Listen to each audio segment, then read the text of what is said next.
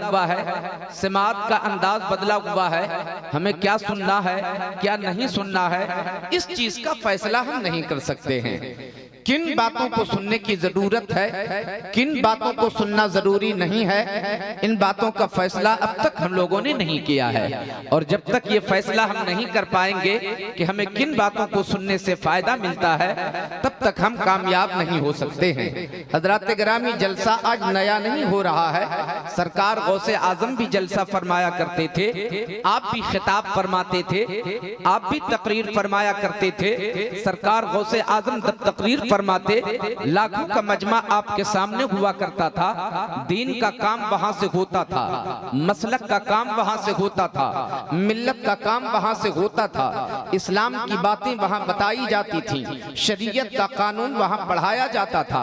आज भी जलसे में वही काम हो रहा है, लेकिन कहीं कहीं ऐसा हो रहा है जबकि ये रिवायत कायम रहनी चाहिए कि जलसे से जो काम होना चाहिए वही काम हो तो अच्छा लगता है। जब जलसा होता है, जहां जिक्र रसूल की महफिल सजती है, वहां आप सिर्फ नहीं आते, वहां फरिश्तों की बारात उतर पड़ती है, फरिश्तों की जमात भी आती है, औलियाए किराम भी तशरीफ लाया करते हैं। अगर उर्स के नाम का जलसा हो, उर्स के मौके से अल्लाह के वलियों की आमद हुआ करती है।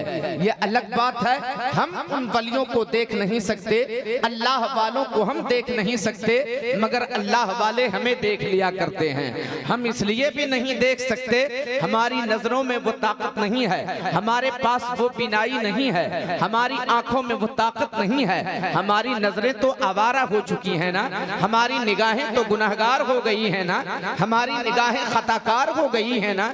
जो निगाहें गैर महरम को देखने के आदी हो जाएं, वो अल्लाह वालों को कैसे निगाहें देख सकती हैं। अगर हम अपनी निगाहों की हिफाजत कर लें, मेरे दोस्त और बुजुर्गों, कोई देखे ना देखे, अपनी निगाहों की सिर्फ हिफाजत कर लें। आप जिन निगाहों से गुनाह किया करते हैं, अगर उन निगाहों को गुनाहों से बचा लें हम, तो अल्लाह वालों को हम देख सकते हैं, अल्लाह के वलियों को हम देख सकते हैं। मोहतरम दोस्तों और बुजुर्गों, हम थोड़ी सी बातें आपके सामने करना चाहते हैं। आप जब यहाँ से जाएं तो ये महसूस करें कि जलसे में हम आए तो कुछ फायदा हमें मिला है। आपकी अगर तवज्जो हो तो एक बार बोल दे मोहब्बत से सुभान अल्लाह। मोहतरम दोस्तों, बड़ी जिम्मेदार स्टेज है। इस वक्त मेंबरे नूर पर अल्लामा मुफ्ती मशकूर अजहरी साहब क़िबला मद्दजिल्लहुल आली वन नूरानी मेंबरे नूर पर जलवा अफरोज हैं। मैं थोड़ी सी बातें करूंगा और हजरत से दुआएं लेकर बातें करूंगा। जब कहीं मामला फंसे, जब कहीं आपकी गाड़ी फंसे, जब कहीं आप उलझन के शिकार हो, जब आपके सामने मसाइल खड़े हों, तो उलमाए किराम से राब्ता करना चाहिए। उलमाए किराम के पास बड़े रास्ते खोलने के तरीके हुआ करते हैं। अगर उनसे ना हो पाया तो अपने से बड़े से राब्ता करवाएंगे, मगर आपकी उलझनों को दूर करने की जिम्मेदारी उन्होंने उठा रखी है। आप सादा लफ्जों में ये समझें कि जो काम मोहम्मदुर रसूलुल्लाह किया करते थे, आज के दौर में उस काम को अंजाम देने की जिम्मेदारी उलमाए किराम ने उठा रखी है। मेरे दोस्तों और बुजुर्गों, इसलिए उलमा से आपका राब्ता टूटने ना पाए, उलमाए किराम से दूरी इख्तियार न करें, आप उनके करीब रहने की कोशिश करें। जब आप करीब रहेंगे तो आपको फायदा मिलेगा। इंसान परेशान रहता है, इंसान परेशान रहता है, इंसान टेंशन में जिया करता है। क्यों इतना परेशान रहता है? हजरात, परेशानी की वजह कई है, लेकिन मैं आपसे बताना ये चाहता हूँ, परेशानी का हल कहाँ है, मुश्किलों का हल कहाँ है, मुसीबतों का हल कहाँ है। अल्लाह फरमाता है, अला बिज़िक्रिल्लाहि तत्मइन्नुल कुलूब। अल्लाह के जिक्र से दूर रहोगे तो परेशान रहोगे, अल्लाह के जिक्र से दूर रहोगे तो मुसीबत में गिरफ्तार हो जाओगे, अल्लाह के जिक्र से दूर रहोगे तो टेंशन की जिंदगी जियोगे। अगर चाहते हो कि अल्लाह के जिक्र से हम दिलों की दुनिया आबाद करें, टेंशन दूर करें, तो अल्लाह के जिक्र से अपने दिल को करार पहुंचाओ, अपने दिल को सुकून पहुंचाओ, अल्लाह के जिक्र के करीब होने की कोशिश करो। मोहतरम दोस्तों और बुजुर्गों, हमने समझा ही नहीं, हमारा किरदार बदल चुका, हमारी सोच बदल चुकी है, हमारी सोच बदल चुकी है, हमारा ख्याल बदल चुका है, हमारी नीयत बदल चुकी है। एक मुसलमान को किस तरह जीना चाहिए, हमने इसे समझने की कोशिश ही नहीं किया है। एक मुसलमान का किरदार कैसा होना चाहिए, मुसलमान मुसलमान ताश की पत्तियों पे अपनी जिंदगी बर्बाद नहीं करता, मुसलमान झूठ बोल बोल कर अपनी जिंदगी नहीं जीता, मुसलमान फरेब देने वाला नहीं होता, मुसलमान किसी को धोखा देने वाला नहीं होता, मुसलमान बेनमाजी बन के नहीं जिया करता, मुसलमान गद्दार होके नहीं जिया करता। जो मुसलमान होता है वो नमाज का आदी होता है, जो मुसलमान होता है वो सच्चा होता है, जो मुसलमान होता है वो वफादार होता है, जो मुसलमान होता है वो वालिदैन का खिदमत गुजार होता है। आपकी तवज्जो हो तो एक बात कहूं, एक फकीर से किसी ने पूछा कि काफिर कौन होता है, काफिर कौन है और मोमिन कौन है। एक फकीर से किसी ने पूछ लिया कि काफिर कौन होता है और मोमिन कौन होता है। ध्यान से मेरी बातों को सुनिएगा।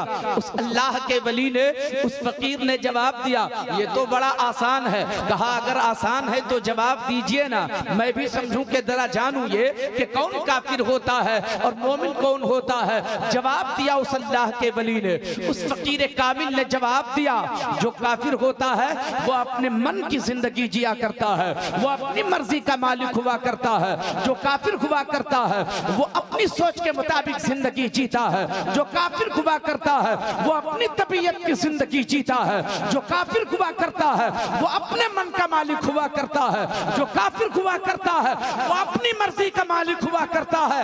और जो मोमिन होता है अपनी जिंदगी का एक एक लम्हा खुदा की मर्जी पे गुजार देता है, खुदा की मर्जी पे गुजार देता है।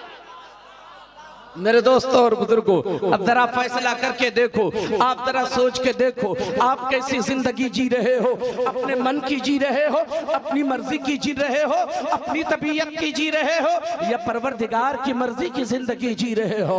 अपनी मर्जी की जिंदगी ये है कि झूठ बोला करो, अपनी मर्जी की जिंदगी ये है फरेब दिया करो, अपनी मर्जी की जिंदगी ये है नमाज नहीं पढ़ते हो, ये अपनी मर्जी की जिंदगी है। मगर खुदा की मर्जी ये है कि तू 5 वक्त जब अज़ान हो तो खुदा की बारगाह में झुक जाया करो। खुदा की मर्जी है कि बोलो तो सच बोलो, खुदा की मर्जी ये है कि महबूब की रजा की खातिर बोलो, खुदा की मर्जी ये है कि खुदा के महबूब की रजा की खातिर जियो। मेरे दोस्तों और बुजुर्गों, इज्जत वैसे ही हासिल नहीं होती। इज्जत हासिल करने के लिए अल्लाह और रसूल की रजा जरूरी है। आपकी इजाजत हो तो एक जुमला आपकी अदालत में रखता हूँ। आज हर इंसान चाहता है कि कायनात में, दुनिया में मुझे मकबूलियत हासिल हो, दुनिया के लोग मुझे जाने, दुनिया में शोहरत हासिल हो।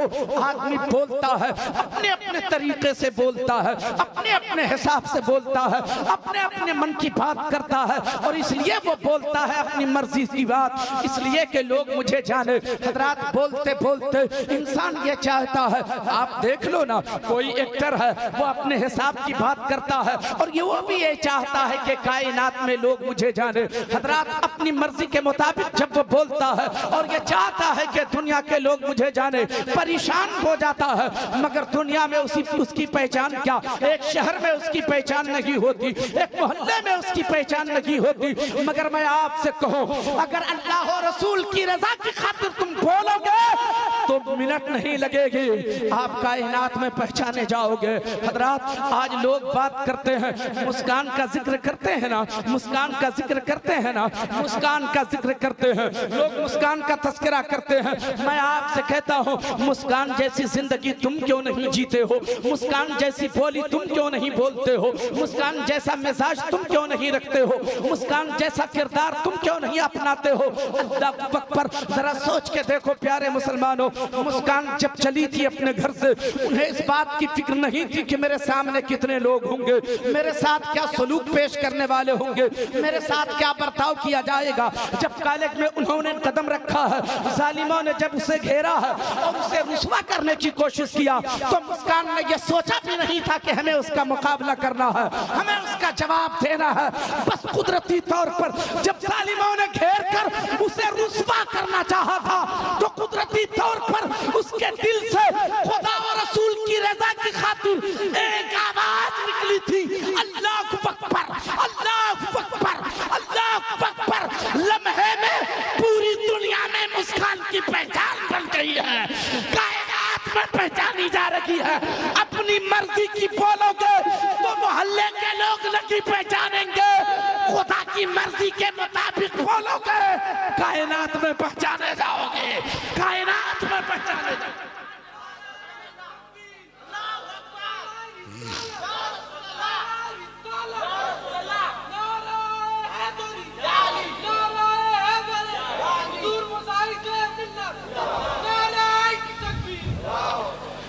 बोलो तो अल्लाह की रजा की खातिर बोलो, चलो तो अल्लाह की रजा की खातिर बोलो, खाओ तो अल्लाह की रजा की खातिर खाओ, तिजारत करो तो अल्लाह की रजा की खातिर तिजारत करो। मेरे दोस्तों और बुजुर्गों, जरा सा अपने आप को बदल के देखें तो सही। बदलने की जरूरत है, हमें अपने आप को बदलने की जरूरत है। हम बदलते नहीं, हम अपनी तबीयत की जिंदगी जीते चले जा रहे हैं। तबीयत की जिंदगी मत जियो, अपनी तबीयत की जिंदगी मत जियो, अपने आका की तबीयत की जिंदगी जियो। जब तुम अपनी तबीयत की जिंदगी जीते हो, मुस्तफ़ा जाने रहमत तुमसे नाराज हो जाते हैं, मुस्तफ़ा जाने रहमत को तकलीफ होती है, आकाए कायनात तुम्हारे किरदार से रूठ जाते हैं। जब झूठ बोलते हो आका तुमसे रूठ जाते हैं, आका को तकलीफ हो जाती है। जब तुम बदकिरदारी करते हो तो आका को तकलीफ होती है। जब तुम किसी को फरेब देते हो आका को तकलीफ होती है। जब तुम नमाजें छोड़ देते हो आका को तकलीफ हो जाया करती है। अब जरा फैसला करके बताओ, जिससे मुस्तफा रूठ जाए उसका ठिकाना कहाँ होगा, जिससे आका रूठ जाए उसका अंजाम क्या होगा, जिससे आका नाराज हो जाए उसका हश्र क्या होगा। मेरे दोस्तों और बुजुर्गों, कभी आपने तन्हाई में सोचने की कोशिश की, कभी आपने सोचा तन्हाई में जाके अगर आका रूठ गए तब क्या होगा, अगर मोहम्मदुर रसूलुल्लाह रूठ गए तब क्या होगा, अगर आका कायनात को तकलीफ मुझसे हो गई तो हमारा क्या होगा।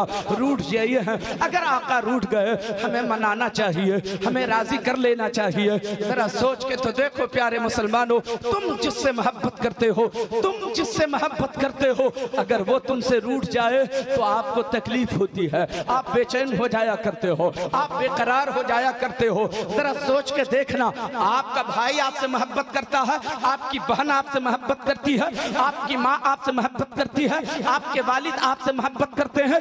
किसी रोज आपका वालिद रूठ जाए तो देखना कि कैसा लगता है, भाई आपसे रूठ जाए तो देखना कि आपको कैसा महसूस होता है, आपकी बहन आपसे रूठ जाए तब जरा सोचना कैसा लगता है। आप बेचैन हो जाते हो कि नहीं। बीवी रूठ जाए शौहर से, शौहर को बड़ी तकलीफ होती है, शौहर से बीवी रूठ जाए तो शौहर को तकलीफ होती है, बीवी रूठ जाए तो शौहर को तकलीफ हो, शौहर रूठ जाए तो बीवी को तकलीफ हो, बहन रूठ जाए तो भाई को तकलीफ हो, भाई रूठ जाए तो बहन को तकलीफ हो। कोशिश ये होती है जल्दी से उसे राजी कर लो। सुकून छिन चुका है, करार लुट चुका है, नींद हराम हो चुकी है, बिस्तर पे करवट बदलते रहते हो, सुकून नहीं मिलता, करार नहीं मिलता। माँ जो हमसे रूठ गई है, मेरा बाप जो मुझसे रूठ गया है, मेरी बहन जो मुझसे रूठ गई है, मेरी बीवी जो मुझसे रूठ गई है, बीवी सोचे मेरा शौहर जो मुझसे रूठ गया है, कैसे जिंदगी गुजरेगी, कैसे जिंदगी गुजरेगी। बेचैनी का आलम है, बेकरारी का आलम है। इनके रूठने से आपको तकलीफ क्यों हो रही है? इसलिए कि भाई आपसे मोहब्बत करता है, माँ आपसे मोहब्बत करती है, बहन आपसे मोहब्बत करती है, बीवी आपसे मोहब्बत करती है, इसलिए इन लोगों के रूठने से आपको तकलीफ होती है, इन लोगों के रूठ जाने से आपका करार लुट जाता है। मैं आपसे जानना चाहता हूँ, आप बता सकते हो कि आपकी माँ आपसे कितनी मोहब्बत करती है? कोई नहीं बता सकता है। सिर्फ इतना कहेंगे आखिर में कि जितनी मोहब्बत माँ करती है उतनी मोहब्बत दुनिया में कोई नहीं करता है। दुनिया में सबसे ज्यादा मोहब्बत माँ किया करती है, इसलिए माँ के रूठ जाने से बड़ी तकलीफ होती है। मैं आपसे कहना चाहता हूँ, मेरे नौजवान दोस्तों, मेरी बातों को गौर से सुनना। तेरी माँ इतनी मोहब्बत तुमसे करती है जिसका अंदाजा नहीं लगाया जा सकता। तो माँ के रूठ जाने से तुम्हें तकलीफ होती है, तुम्हारी माँ से 70 गुना ज्यादा तेरा रसूल तुमसे मोहब्बत करता है, तेरा नबी तुमसे मोहब्बत करता है। वो आका जब रूठ जाए तो फिर तुम्हें तकलीफ तकलीफ क्यों नहीं होती है, फिर तुम्हारा करार क्यों नहीं लुटता है, फिर तुम बेचैन क्यों नहीं होते हो। मेरे दोस्तों, इससे एहसास ये हो रहा है, महसूस ये हो रहा है, इससे पता ये चल रहा है कि तुम नबी से मोहब्बत नहीं करते हो। नबी तुमसे मोहब्बत करते हैं मगर तुम नबी से मोहब्बत नहीं करते हो। और अगर करते भी हो तो ये दिखावा है, अगर करते भी हो तो ये मक्कारी है, अगर ये करते भी हो तो ये मक्कारी है, रियाकारी है। अगर सच्ची मोहब्बत अपने नबी से करते तो नबी के रूठ जाने से तुम्हें तकलीफ जरूर होती, तुम्हारा करार जरूर लुटता। नबी को राजी करने की जरूरत है, अपने आका को मना लेने की जरूरत है। कैसे हम राजी करेंगे अपने आका को, कैसे हम मनाएंगे अपने आका को। आओ मैं एक रास्ता बताता हूँ। ऐ लोगों सुनो सुनो, कुरान की तिलावत करके अपने नबी को मनाओ, नमाज़ें पढ़ के नबी को मनाओ, सजदे का आदी हो के नबी को मनाओ, सच बोल के नबी को मनाओ, कुरान की तिलावत करके नबी को मनाओ, घर में मुसल्ला आबाद करके नबी को मनाओ, वालिदैन की खिदमत करके नबी को मनाओ। अगर ये हरकतें आपकी रहे तो याद रखना फिर हम गर्क हो जाएंगे, हमारा नामो निशान मिट जाएगा। और अगर हम नबी को राजी कर लेते हैं हर मकाम पर हमें इज्जत हासिल होगी। नबी राजी हो गए तो रब राजी हो जाएगा। अपनी शान रुबूबियत के साथ जब बंदों से वो राजी होगा तो फिर क्या पूछना कि हमें कैसा महसूस होगा। कभी सोच के देखो हम कहाँ चले जा रहे हैं, हम क्या करते चले जा रहे हैं। आज तो हमारे पास कुछ दौलत आ गई, हमारे पास पैसे जमा हो गए, हमारा कारोबार थोड़ा लंबा हो गया। तो पहले तो एक दो वक्त नमाज पढ़ते भी थे, थोड़ा कारोबार फैल गया, अब नमाजें भी हमारी छूटने लगी हैं। होना तो ये चाहिए, जब अल्लाह ने फजल फरमाया है, दौलतें और बढ़ गई है, तिजारत और बढ़ गई है, कारोबार फैल चुके हैं, पैसे की आमदनी का जरिया और ज्यादा हो गया है, तो रब का शुक्र अदा करने के लिए 2 वक्त पढ़ा करते थे, अब 5 वक्त के आदी हो जाना चाहिए। लेकिन हो क्या रहा है, पहले पढ़ा करते थे, अब छोड़े चले जा रहे हैं, सजदा छोड़ रखे हैं, तिलावत छोड़ रखे हैं, बंदगी छोड़ रखे हैं। याद रखना प्यारे मुसलमानों, दौलत कभी कभी इंसान पा करके जहन्नम की राह ले लेता है और कभी कभी दौलत पा करके इंसान जन्नत की राह ले लेता है। जन्नत पाने के लिए अगर दौलत सबब बने तो फिर उस दौलत को खुदा की राह में खर्च होना चाहिए। हजरात, आज दौलत मिलती है, इंसान अय्याशी करना शुरू कर देता है। आज पैसे बढ़ते हैं, इंसान आवारापनी शुरू कर देता है। आज दौलत जब बढ़ती है, पैसे जब जमा होते हैं, इंसान गुनाहों का आदी होता है, अय्याशी का बाजार कर्म कर देता है। मैं कहता हूँ ऐसी दौलत को ठोकर मार दो जो दौलत तुझे खुदा और रसूल से दूर कर दे। ऐसी दौलत को कलेजे लगा लो जो खुदा के करीब कर दे, जो मुस्तफा के करीब कर दे। मेरी माँ बहनों, तुम भी गौर से सुनो, तुम्हें भी कुछ पैसे तेरे शौहर दिया करते हैं, पैसे जमा हुए, खुशहाली घर में आई, तवज्जो है आपकी? बोले कि नहीं बोले? कितने लोग सुनेंगे हाथ उठाकर बताएं तो। असल में मसला यह है कि अगर किसी को सर में दर्द हो तो हम बुखार की दवा नहीं देते, सर में दर्द हो तो सर ही के दर्द की दवा देते हैं। मुझे अच्छी तरह मालूम है कि हमारी कौम को क्या चाहिए। मैं आपके साथ नाइंसाफी नहीं करूंगा, अगर आप मुझसे थोड़ी देर के लिए नाराज होंगे तो हो जाएं, मुझे इस बात की फिक्र नहीं होगी। हम इस बात से बहुत मुतमईन हैं कि जो काम मेरा था वो मैं कर रहा हूं, और आपको भी एहसास दिला रहा हूं कि जलसे में क्या सुनना चाहिए आपको, वो फैसला कीजिए आप। हजरात, पैसे जमा हो गए, थोड़ी दौलत हाथ लग गई। मेरी माँ बहनों, गौर से सुनना, कुछ पैसे तुम्हारे शौहर तुम्हें दिया करते हैं, लो अब तो जिंदगी में खुशहाली आ गई, कारोबार मेरा फैल गया, आजकल दुकानदारी भी ज्यादा चल रही है, लो 1000 रुपये तुम अपनी मर्जी से भी खर्च करना। क्या करती हो तुम? मर्जी के मुताबिक तुम्हें खर्च करने के लिए दिया, तुम बाजार जाती हो, बाजार जाके मेकअप का सामान खरीद लेती हो, और फिर आके समर जाती हो, समर के फिर बाजार निकलती हो, जुल्फों को लहराते हुए अपनी सड़कों पे चला करती हो। ऐ मेरी माँ बहनों, याद रखना, तेरे हुस्न को अगर देखने वाला कोई हो तो तेरा शौहर होना चाहिए। अगर तेरा हुस्न देखने वाला कोई हो तो तेरा शौहर हो। तेरा हुस्न किसी गैर के लिए नहीं है, तू बन जरूर बन, तू संवर के आ, मगर अपने शौहर के सामने संवर के आना। तेरा हुस्न गैरों के लिए नहीं है, मगर हाल ये होता है, पैसे तेरे शौहर ने तुझे दिया, पहले तो तेरा दुपट्टा तेरे सर पर रहा करता था, थोड़े पैसे क्या के दुपट्टा सर से कंधे पे आ गया, थोड़ी और दौलत आ गई तो वो दुपट्टा की कंधे से दूर हो गया। अब तो आवारा की तरह तुम सड़क पे चलती हो और अपने हुस्न का दिखावा गैरों के सामने किया करती हो। याद रखना, दौलत गुनाह करने के लिए नहीं है, दौलत तो गुनाहों से बचने के लिए है। सीखो मलका जुबैदा से। बोले 5 मिनट के नहीं बोले, जितनी देर कहेंगे उतनी देर बोलेंगे। माँ बहनों, और आप भी सुनिए, आप भी घर में जा करके अपनी बहन से बताइए, अपनी बीवी से बताइए, अपनी बहू से बताइए। मौलवी जुनैद एक फकीर आदमी आया था, आके गया वो, मगर हमें कुछ बता के गया है। आप भी अपनी माँ बहनों को बताएंगे। मलका जुबैदा बादशाह हारून रशीद की बीवी है। अल्लाहु अकबर। बादशाह वक्त वो हारून रशीद बादशाह, बुजुर्गों ने फरमाया कि सूरज निकलता भी था हारून रशीद की सल्तनत में और डूबता भी था हारून रशीद की सल्तनत में। इतनी बड़ी सल्तनत का मालिक था हारून रशीद, इतना बड़ा बादशाह, उसकी बीवी मलका जुबैदा। आप अंदाजा लगाइए कि शहंशाह ने, बादशाह ने जब अपनी बीवी को खर्च करने के लिए दिया होगा तो कितना दिया होगा। अगर हम अपनी बीवी को 1000, 2000, 5000 दे सकते हैं तो बादशाह वक्त ने कितना दिया होगा। अब तो उन पैसों पे इख्तियार है मलका जुबैदा को कि हम कहाँ खर्च करेंगे, हम कैसे खर्च करेंगे। आओ मेरे दोस्तों, मेरे नौजवान दोस्तों, गौर से मेरी बातों को सुनना। तुम भी देना अपनी बीवी को, मगर पहले पढ़ा देना, पहले इस्लाम उसकी घुट्टी में डाल देना, पहले दीन की बातें उसे सिखा देना। अगर मैं तुझे दूं तो तुम्हारा मिजाज कैसा होना चाहिए, तुम्हारी सोच कैसी होनी चाहिए। मलका जुबैदा को हारून रशीद ने जब दिया है खर्च करने के लिए, मलका जुबैदा ने महसूस किया हाजी लोग जाते हैं हज करने के लिए, मक्का शरीफ चलते हैं, जा रहे हैं हज करने के लिए, खाना काबा के तवाफ की नियत से चलते हैं। लोग कई रोज तक पैदल चला करते हैं, महीनों का सफर होता है, रास्ते में पानी का इंतजाम नहीं है, प्यास लगती है, लोग परेशान हो जाते हैं। बगदाद से लेकर मक्का शरीफ तक जुबैदा खातून ने, मलका जुबैदा ने एक नहर खुदवा दी है, एक नहर खुदवा दी। उस नहर का नाम नहरे जुबैदा रखा गया। आज भी वो नहर जारी है। बगदाद से बताओ मक्का की दूरी कितनी है। अपनी जेब खास से मलका जुबैदा ने हारून रशीद से यह नहीं कहा कि मैं एक नहर खुदवा रखी हूँ हाजियों की प्यास बुझाने के लिए, हमें पैसे चाहिए नहीं, बल्कि जो खर्च दिया था मलका जुबैदा को हारून रशीद ने हाजियों की प्यास बुझाने के लिए उन्होंने नहर खुदवा दिया।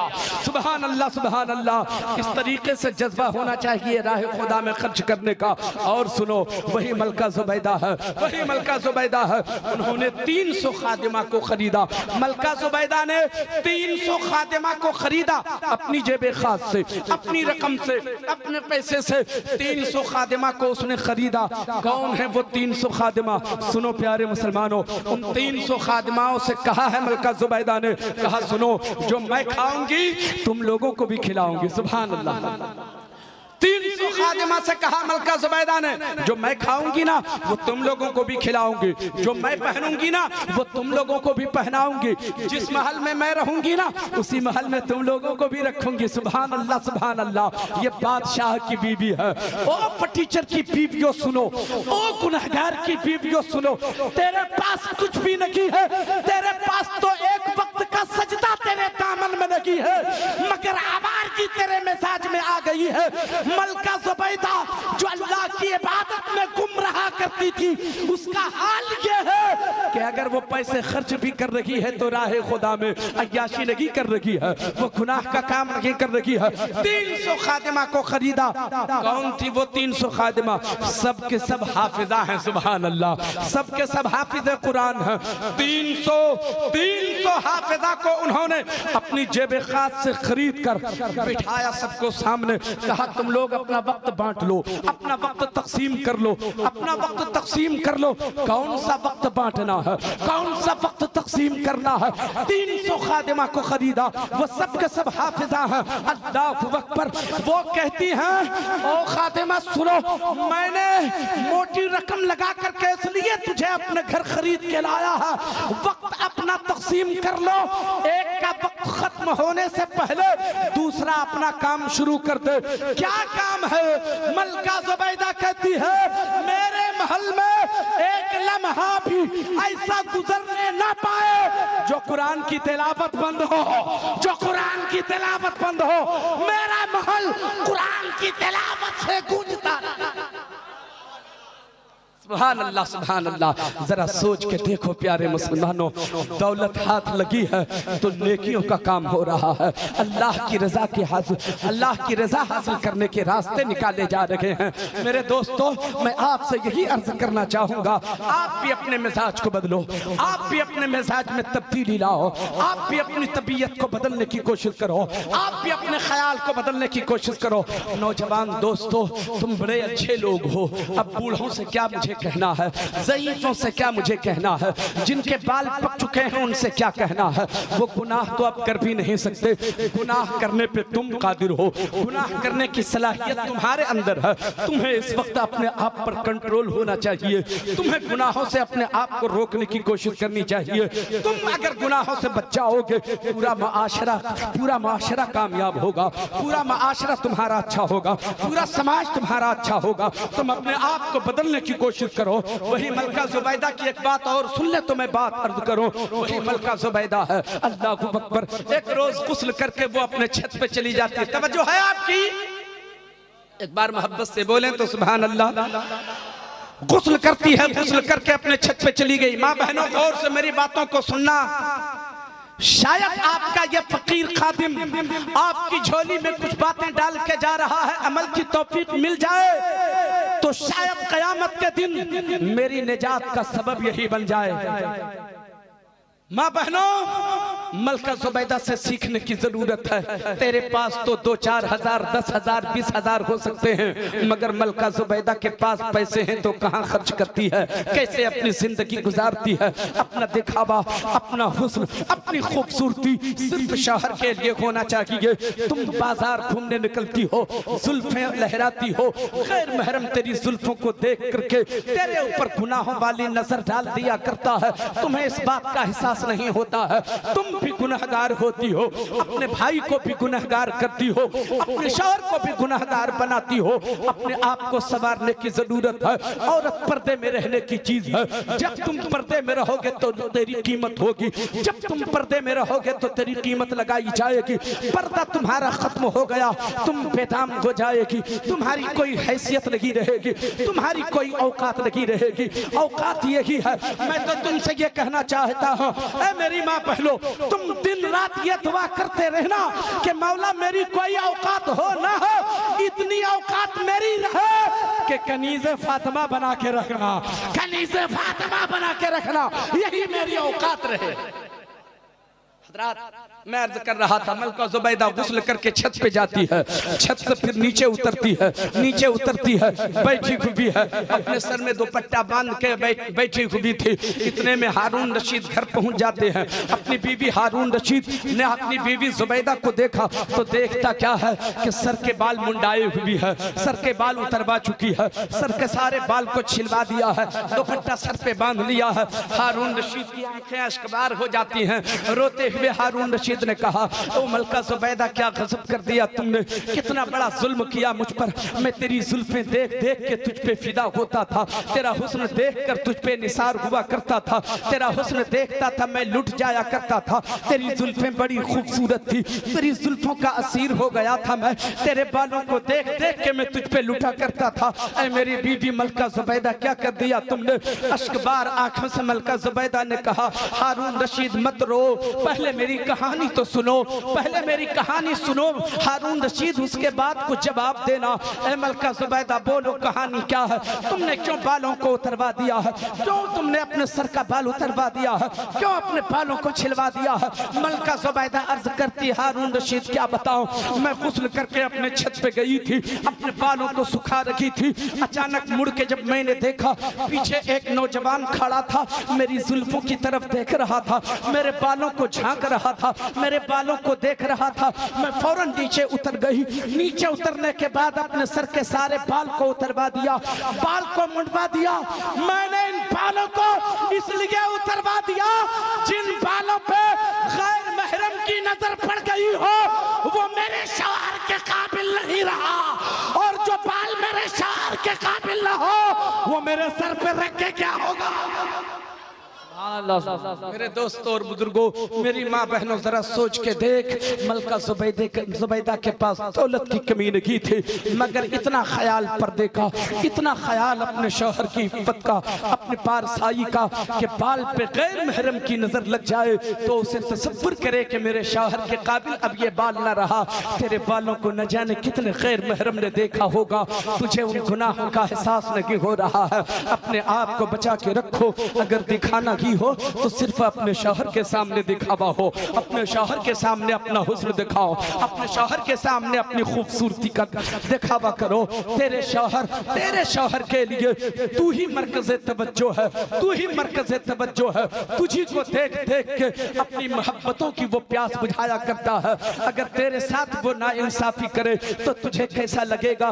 तुमने अपने अलावा गैर मर्दों के सामने अपना हुस्न दिखाती हो, गोया अपने शौहर का हक मार रही हो। तेरा हुस्न सिर्फ तेरे शौहर के लिए है, तेरी खूबसूरती सिर्फ तेरे शौहर के लिए है। दरूद शरीफ पढ़ें, अल्लाहुम्मा सल्ली अला सय्यदना व मौलाना मुहम्मदिन बारिक वसल्लम, सल्लु अलैहि सलातम व सलामन अलैका या रसूल अल्लाह या हबीब अल्लाह सल्लल्लाहु तआला अलैहि वसल्लम। इसलिए मैं आपसे भी कहता हूँ, दौलत की हिफाजत किया करो। पैसे हो तो राह खुदा में खर्च करने का जज्बा रखा करो।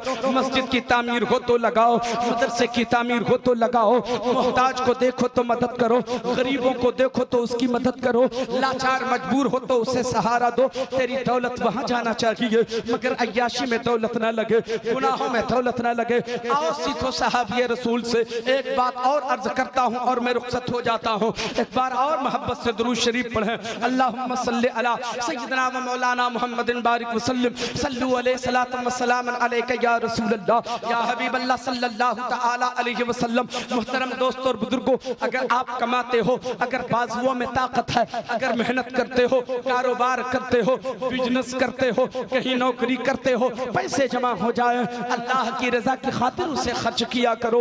उसी में आप कामयाब भी हो जाओगे, उसी में इज्जत भी आप पाओगे। सरकार उस्मान गनी चंद रोज के लिए मदीने शरीफ से बाहर निकल जाते हैं। 4-5 दिन के बाद जब मदीने शरीफ तशरीफ लाते हैं, गौर से सुनिए, 2-3 मिनट की बात करता हूँ।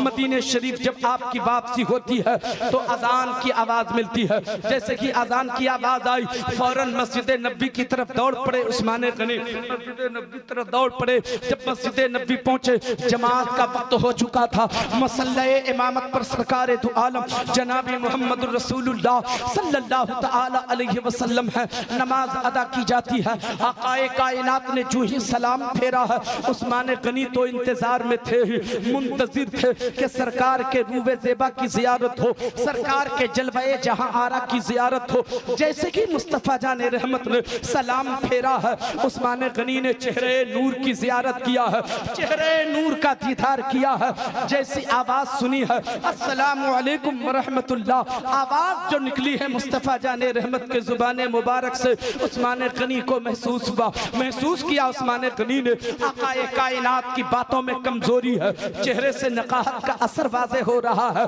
बेचैन हो गए उस्मान गनी, आवाज में कमजोरी क्यों है, आवाज में पस्ती क्यों है? आकाए कायनात के चेहरे से आकाए कायनात के चेहरे से नकाहत के आसार क्यों वाज़े हो रहे हैं? बेचैन हो गए उस्मान गनी, परेशानी का आलम है। हजरत बिलाल का हाथ पकड़ा, किनारे ले गए। बिलाल, तुम तो नबी के साथ हर लम्हे रहा करते थे, मिनट गुजारा करते थे, मैं तो 5 दिन के लिए बाहर चला गया था।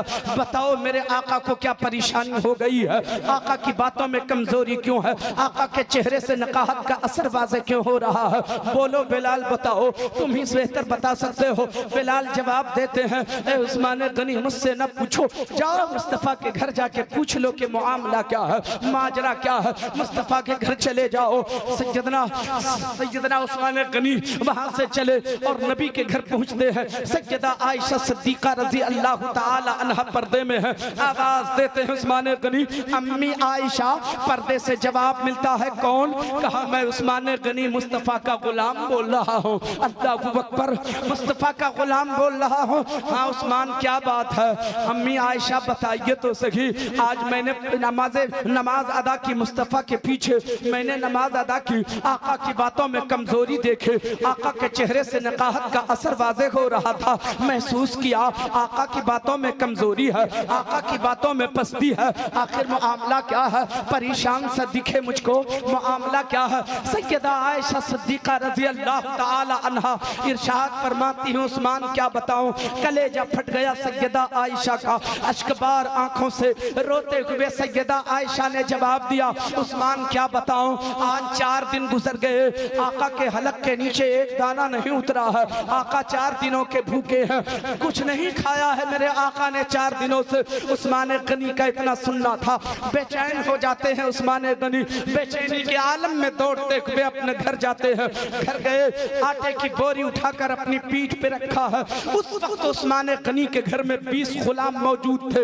हालांकि यूं तो सैकड़ों गुलाम घर में रहा करते थे उस्मान गनी के, अपने वक्त के शहजादे हैं उस्मान गनी, अपने वक्त के बड़े रईस आदमी का नाम है उस्मान गनी, अपने वक्त के बड़े अमीर और कबीर इंसान का नाम है उस्मान गनी। मगर उस वक्त 20 गुलाम घर में मौजूद थे। गुलामों ने देखा उस्मान गनी ने अपनी पीठ पे आटे की बोरी उठाई है, 20 गुलाम दौड़ पड़े, आका ये क्या हो रहा है, कयामत नहीं आ जाएगी, आपने आटे की बोरी अपनी पीठ पे उठा रखी है, आका हुक्म फरमाइए कहां पहुंचाना है। गुलाम हाजिर है, अभी अभी पहुंचा देता है। उस्मान गनी फरमाते हैं, ऐ मेरे गुलाम, तुम मेरे गुलाम हो, ये नौकरी आज मेरी है, मुझे कर लेने दो, तुम लोग किनारे हो जाओ, ये मेरी नौकरी है, मुझे कर लेने दो। आटे की बोरी उठाते हैं, जरूरत के कुछ सामान लिया और वहां से चले। मुस्तफा जाने रहमत के घर पहुंचे, आवाज दिया, अम्मी आयशा आप पर्दे में चली जाएं। सैयदा आयशा पर्दे में चली जाती हैं, मगर झांक झांक के देखती हैं पर्दे की बोट से कि उस्मान कर क्या रखे हैं। देखती हैं सैयदा आयशा कि वो सबसे पहले सफाई करते हैं, सफाई करने के बाद आटा गूंधा, सालन तैयार किया, अब चूल्हा जलाना शुरू किया, चूल्हा जलाया है, चूल्हा फूंक रहे हैं, फूंके मार रहे हैं। सैयदा आयशा सिद्दीका फरमाती हैं, मैंने देखा जब उस्मान गनी चूल्हा फूंक रहे थे ना, तो धुआं जो उठ रहा था, उनकी दाढ़ी मुबारक से धुआं निकल रहा था, फूंके मार रखे थे, आंखें लाल हो गई थी। कभी उस्मान गनी ने अपने हाथ से रोटी नहीं बनाई होगी, अपने घर की सफाई के लिए कभी झाड़ू नहीं उठाया होगा, अपने घर का कभी चूल्हा नहीं जलाया होगा, मगर आका से मोहब्बत देखो, आका के घर झाड़ू भी लग रही है, आका के घर रोटियां भी बन रही हैं, आका के घर सफाई भी हो रही है, आका के घर खाना भी बनाए जा रहे हैं, चूल्हा भी फूका जा रहा है। सैयदा आयशा फरमाती है, मैंने देखा चेहरा लाल हो गया उस्मान गनी का, फूके मारते मारते चूल्हा जल गया है, रोटियां तैयार हो गई हैं। दौड़े दौड़े मस्जिद नबी जाते हैं, आका की बारगाह में पहुंचे, आका कायनात मस्जिद नबी में जलवा फिराज है। आका थोड़ी देर के लिए घर नहीं चलते, आका थोड़ा घर चलते बड़ा कर्म होता। आका कायनात मस्जिद नबी से चले, अपने घर की तरफ चले, काशाने नबूवत पे पहुंचे, अल्लाह अकबर, उस्मान गनी ने दस्तरखान बिछाया, उस पर रोटियां रखा, सालन रखा, अल्लाह अकबर। जैसे कि मेरे मुस्तफा ने एक रोटी का टुकड़ा उठाकर अपने हलक में डाला है, उस्मान गनी की चीखें निकल जाती हैं, उस्मान गनी का कलेजा फट गया, उस्मान गनी अश्कबार आंखों से देखते जा रहे हैं। मुस्तफा ने रोटी का टुकड़ा उठा के अपने हलक के नीचे जैसे कि उतारा है, उधर सैयदा आयशा की भी चीख निकल जाती है। उस्मान गनी की जेब में उस वक्त 600 दीनार मौजूद थे, 600 दीनार निकाल करके दस्तरखान पर रखा, अर्ज किया, या रसूल अल्लाह इसे भी कबूल फरमाया जाए। आकाए कायनात फरमाते हैं, ए उस्मान इसकी क्या जरूरत है, रोटी का टुकड़ा मिल गया यही काफी है, इन दीनारों की क्या जरूरत है। उस्मान गनी अर्ज करते हैं, या रसूल अल्लाह कसम है उस जात की जिसके कब्जे में मेरी जान है, मेरे रसूल मेरे आका ऐसी दौलत को आग लगा दूंगा जो मुस्तफा के काम ना आए, जो आका के काम ना आए, ऐसी दौलत को आग लगा दूंगा। मेरे दोस्तों और बुजुर्गों, मैं आपसे यही तो कहना चाहता हूँ, अगर दौलत दे मौला तो महबूब की रजा की खातिर खर्च किया करो, अल्लाह की रजा की खातिर खर्च किया करो। दौलत दे अल्लाह, दौलत पाके बंदगी का आदि बन जाया करो, सजदे की तौफीक मांगो खुदा की बारगाह में, जो उस्मान गनी को उसके बाद इनाम मिला है वो सुनो। अल्लाह अकबर। अब सज्जदा आयशा इरशाद फरमाती है, उस्मान गनी जब खाना तनावुल फरमा लिया मेरे आका ने, उस्मान गनी अपने घर तशरीफ ले जाते हैं। मेरे आका दस्तरखान पर बैठे बैठे अल्लाह की बारगाह में दुआ के लिए हाथ उठाया, अश्कबार आंखों से दुआ किया, मेरे मालिक, मेरे परवरदिगार, मैं उस्मान से राजी हूँ, मैं उस्मान से राजी हूँ, तू भी अपनी शान रबूबियत के हिसाब से उस्मान से राजी हो जा, उस्मान से राजी हो जा। हज़रात नारे तकबीर, नारे रिसालत, मसलक आला हज़रत, उलमाए अहले सुन्नत, हज़रत अल्लामा मौलाना जुनैद आलम जमाली साहब, जुनैद आलम जमाली साहब। नारे तकबीर, उर्से सुजाल शाह बाबा, उर्से सुजाल शाह बाबा, नारे रिसालत। अल्लाह फरमाता है, इन अहसनतुम लिअनफुसिकुम व इन असअतुम फलाहा। आप जिस हिसाब से समझ सकते हैं, आपको समझने के लिए आपकी जुबान में तर्जुमा सुना रहा। अल्लाह फरमाता है, इन अहसनतुम लिअनफुसिकुम व इन असअतुम फलाहा। अगर तुम अच्छा करोगे तो अपने लिए, अगर तुम अच्छा करोगे तो अपने लिए, और अगर तुम बुरा करोगे तो अपने लिए। ये कुरान की आयत का मफहूम है, मैं नहीं कह रहा, हम सबका पालनहार फरमा रहा है, हम सबका रब फरमा रहा है। मेरे बंदो, मैंने तुझे जिंदगी दी, इख्तियार दिया, तुम जैसी जिंदगी चाहो जी लो, मगर रास्ते दो हैं। जिंदगी दी, इख्तियार है, तुम चाहो तो जन्नत के रास्ते पे चलो, तुम चाहो तो भटक भी जाओ। मैंने तुझे इख्तियार दिया, मगर मंजिल भी बता दिया, ये रास्ता सही है, ये रास्ता गलत है, इस रास्ते पे चलोगे जन्नत जाओगे, इस रास्ते पे चलोगे जहन्नम जाओगे। आप कपड़े खरीदते हैं कि नहीं? बाजार में जाते हैं, बाजार खत्म कर रहे हैं, बाजार जाते हैं, दुकानदार से कहते हैं कुर्ता के लिए कपड़े निकालें, थान निकालता है, फैला देता है आपके सामने, दाम पेश करता है, ये 100 रुपये मीटर के कपड़े हैं, ये 50 रुपये मीटर के कपड़े हैं। तीसरा निकालता है ये 200 रुपये मीटर के कपड़े हैं, चौथा निकालता है ये 500 रुपये मीटर के कपड़े हैं। क्या इसकी खूबी है?